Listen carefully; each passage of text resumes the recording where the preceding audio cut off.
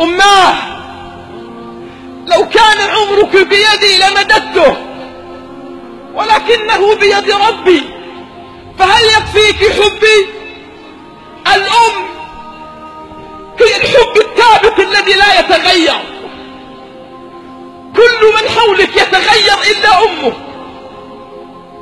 كل من حولك يهجرونك إلا أمه، كل من حولك في المحنة يتركوك إلا أمك.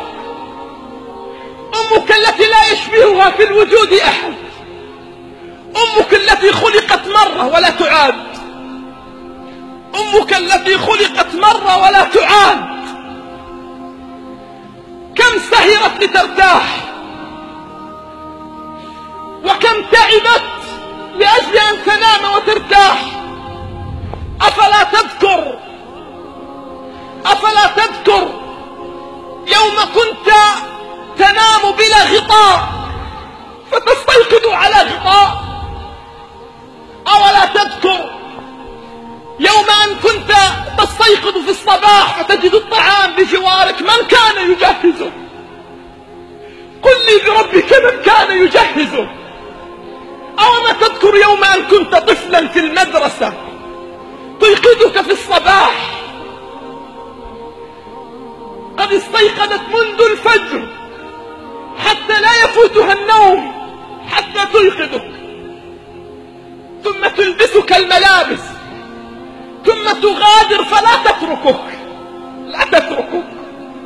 تظل ترقب على حافة الباب حتى تصل إلى آخر الشارع وتذهب، فلا تعرف النوم بعدها إلا إذا عبرت الشارع.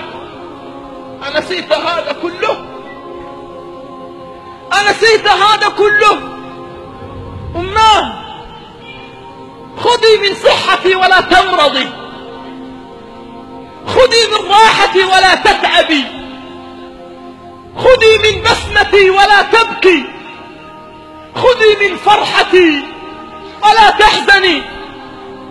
الأم أيها الكرام التي وصى عليها رب السماوات والأراضين. ماذا يفعل الشباب اليوم بأمهاتهم؟ ماذا يفعل الرجال اليوم بأمهاتهم؟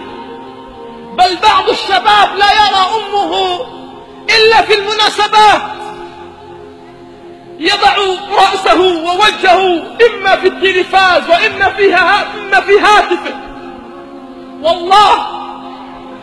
والله بعضنا بل إن لم يكن معظمنا يرى شاشة هاتفه أكثر مما يرى أمه، يقلب الصفحات على الإنترنت أكثر مما يقلب الذكريات والبسمات بجوار أمه.